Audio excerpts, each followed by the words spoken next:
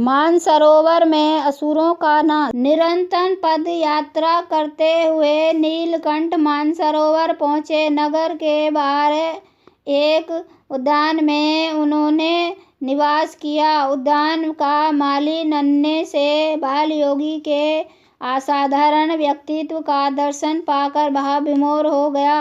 वह प्रतिदिन सुबह शाम फूलों की माला गूंथ कर नीलकंठ को अर्पित करता और ताजा फल एवं कंदमूल भी सेवा में अर्पित करता था।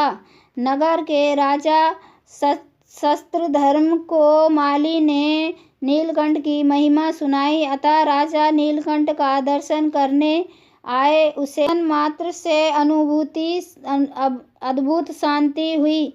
वह अपनी रानी के साथ प्रतिदिन नीलकंठ के उपदेश सुनने आने लगा। एक दिन नीलकंठ ने विष्णु और शालिग्राम की पूजा का महत्व कहा। इससे राजा शस्त्रधर्म को शालिग्राम प्राप्त करने की इच्छा हुई। उद्यान में अन्य साधु भी रहते।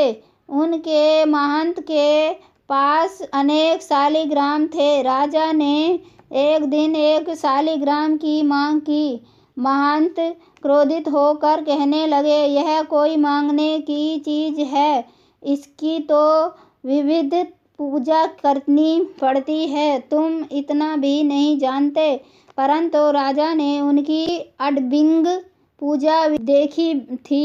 राजा ने नीलकंठ से सारी बात कही। दूसरे दिन नीलकंठ के कहने पर जयराम दास ने महंत के पास आकर शालिग्राम मांगा। महंत अति क्रोधित हुआ और हाथ में त्रिशूल लेकर जयराम को मारने के लिए तैयार हो गया। जयराम किसी तरह बचकर नीलकंठ के पास आया।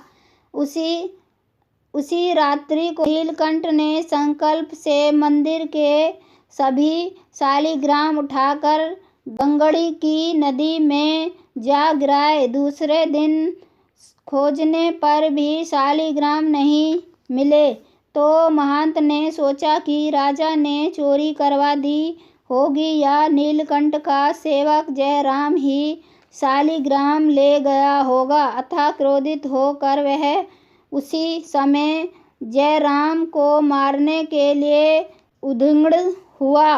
परंतु जब वह नहीं मिला तो महंत अपने अन्य शिष्यों के साथ आकर बालयोगी पर पत्थर फेंकने लगा, परंतु एक भी पत्थर नीलकंठ को नहीं लगा।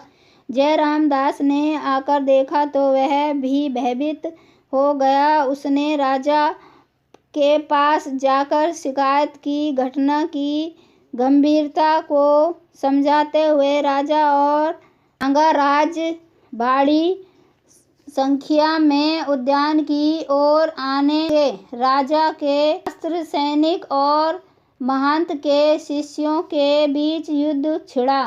साधुओं का नाश हुआ।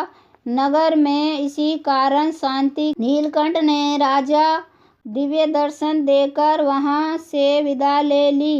रास्ते में नीलकंठ ने जयराम को बहुत उपदेश दिया, साधु होने के लिए भी प्रेरणा दी, परंतु वह यही कहता रहा कि आप मेरे घर वापस चलिए, मेरे माता पिता आपकी राह देख रहे हैं। नीलकंठ ने उसे समझाकर वापस घर भेज दिया। के कहा, जब भी तुम्हें दुख हो तुम मुझे याद करना, जब भी त्यागी होने की इच्छा जागृत हो तुम मुझे ढूंढता हुआ उत्तर प्रदेश की ओर आना, मैं तुम्हें वहीं मिलूंगा।